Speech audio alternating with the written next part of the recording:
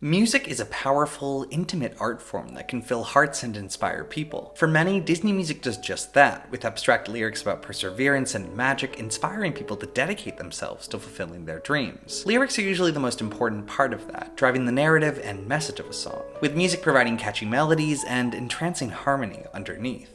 However, another important aspect of understanding the message of certain songs is the context in which they are presented. For example, the song When You Wish Upon a Star originates from the 1940 film Pinocchio, where it has a narrative function of contextualizing the story. Pinocchio wants to be a real boy, and Jiminy Cricket's performance of the song sets up the movie's narrative of Pinocchio realizing his dream. But this song didn't become a hit only within this context. Some people who don't even like Disney music might still recognize the song as being a doo-wop hit, due to the Dion and the Belmonts version. Even people who know it as a Disney song might not think of Pinocchio when hearing it, since Disney has used it in a variety of contexts since 1940, in TV shows, at the theme parks, and even in most movie intros in the last few decades. So not everybody hears the song and immediately thinks of Pinocchio, let alone Jiminy Cricket. But that's okay. In a world where the ways in which we experience music are almost an art form of their own, it makes sense that a song's meaning might change with context. As I've spoken about before on this channel, language can also change the meaning of songs. Different languages work in different ways, so certain thoughts might not translate as eloquently as others, let alone within the amount of syllables needed to fit a certain melody.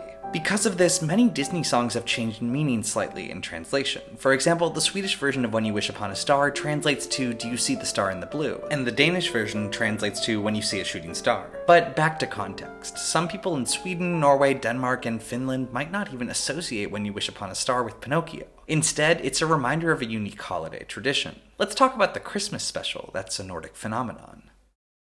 Fun to be free, to be on the move, to go for a hike or whatever you like to do. To all there is to be done. It's fun, it's fun, it's fun. To be free, fun to be free.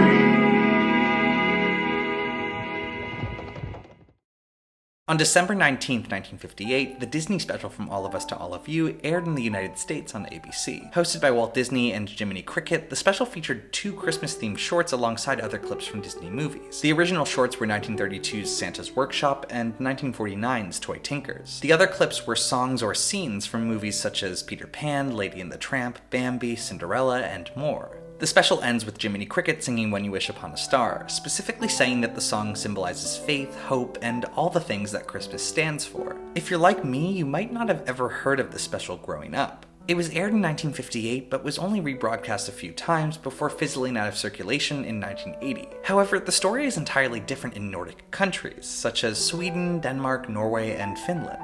To explain why, we have to start in 1948. This was the year that a new comic under the name of Kalle Anka and Company launched in Sweden. This comic became remarkably popular and is still a hit to this day, with the character of Donald Duck being vastly more popular than other characters like Mickey Mouse. This widespread popularity would go far beyond Sweden and Nordic countries. For example, in Germany, it's not common to see random generic Disney merch at bookstores and other miscellaneous shops, but Donald Duck comics, calendars, and other merchandise do pop up. So, when the national Swedish broadcasting channel SVT acquired the rights to the special, it made sense that it would need to be renamed to reflect how Disney was presented in local culture. The program was originally titled Merry Christmas Wishes for Mickey Mouse, Donald Duck, Chip and Dale, Jiminy Cricket, and others, and premiered at 4 p.m. on Christmas Eve 1960. However, after a few adjustments, the show eventually settled on the title of Donald Duck and His Friends Wish You a Merry Christmas, likely to adjust for the popularity of Donald Duck in Sweden, despite the character only appearing briefly in the special. The name of the special is often shortened to just Kalle Anka. The special eventually settled on a 3 p.m. start time, and needless to say, it was an absolute hit.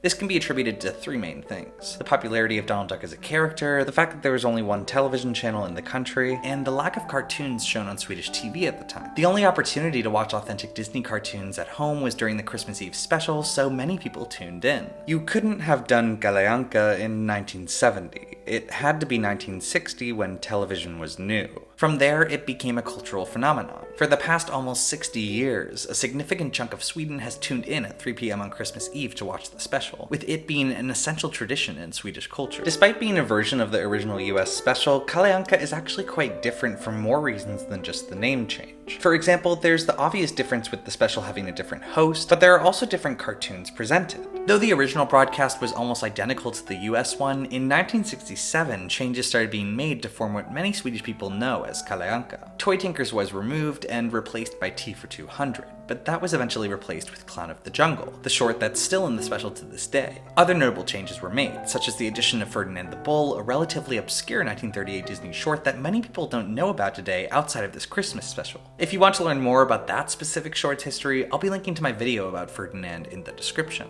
Other shorts added include Pluto's Christmas Tree and Mickey's Trailer. Since its original broadcast, Kalle Anka has consistently been one of the most popular TV shows of the year in Sweden. And since When You Wish Upon a Star is sung at the end of it, many people might associate the song with that special. However, like I mentioned earlier, Sweden is not the only country where this Christmas special became a phenomenon. Norway, Finland, and Denmark have slightly different versions of the special that swap out shorts, movie clips, and are even named differently. For example, in Norway the name is often Donald Duck and His Friends, while in Finland it's Jiminy Cricket's Christmas Greeting, and in Denmark it is Disney's Christmas Show, From All of Us to All of You. As you can see, not all of these titles emphasize Donald Duck. In terms of numbers, Sweden is the country that has embraced the tradition the most. Despite being such a recent phenomenon, it has been cemented as an incredibly important tradition in Swedish culture. So much so that any type of change or opposition to the program has sparked extensive public backlash. If you want to learn more about how that specifically fits in with Swedish traditions and conservatism, Transparency did a great video on the subject that I highly recommend you watch. I'll be linking to it in the description.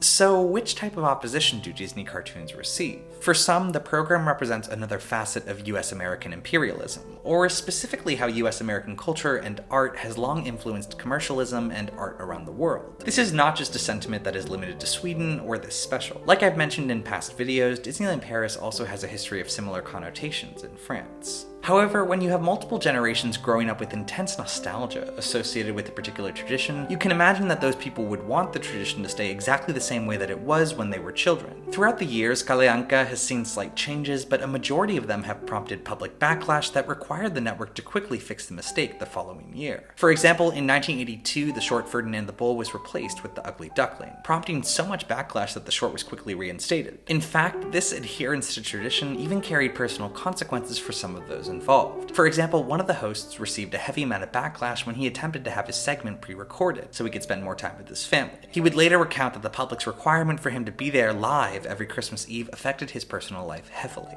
During his final taping of the show in 2002, Visades, whose history of alcohol problems is well known to Swedes, claimed to have been high as a kite on the morphine pills he was taking at the time for psoriasis. In addition to this, any public figures that suggested that the program be revised or go away entirely have faced a lot of backlash for questioning the tradition. That being said, there are aspects of the program that merit discussion. From my perspective as a US American, a lot of the controversy surrounding Kalle Anka is similar to what many people in the US have had to deal with surrounding certain Disney cartoons. Specifically what it means to address racism and other harmful stereotypes that are depicted in media that many people have nostalgic histories with. If you want to see an analysis of that in a US American context, I'll be linking to my video on Splash Mountain in the description. So there are racist depictions in some of the cartoons. The most notorious example of this is the short Santa's Workshop, which features several racist depictions in a particular sequence. In recent years, Disney has addressed problematic segments in their cartoons, either censoring or providing disclaimers for them, but this has also garnered them severe public backlash, especially with those who view the entirety of Kalle Anka in its unaltered form as part of an essential Swedish tradition. Similar to Disney fans lamenting the loss of Splash Mountain a few months back due to nostalgia with the ride, this presents a dilemma. If a program is indeed meant to represent a tradition or national identity in a country where national identity takes on many different forms, what is wrong with making the material more accessible to everyone? Oftentimes the argument ends up with people supposedly trying to maintain what national identity really means, but you can probably guess how that can quickly become transparently racist. Others will argue against what they perceive to be forgetting history, but I've always seen that as a ridiculous point.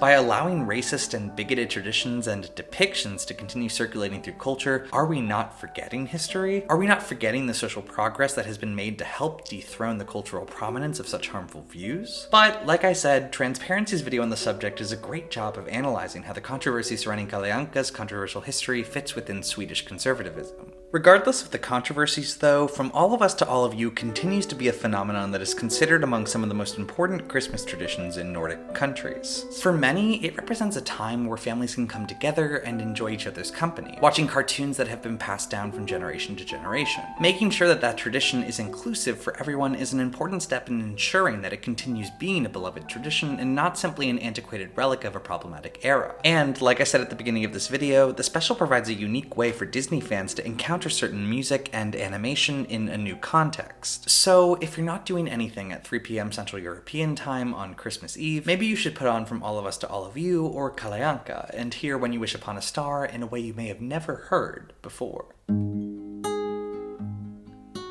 When you wish upon a star, makes no difference who you are. Anything your heart desires will come to you. If your heart is in your dream, no request is too extreme. When you wish upon a star, as dreamers do, fate is kind. She brings to those who love the sweet fulfillment of their secret longing.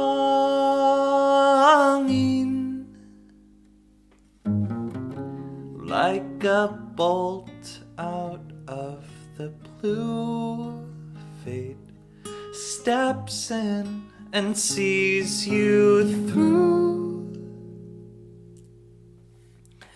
When you wish upon a star, your dreams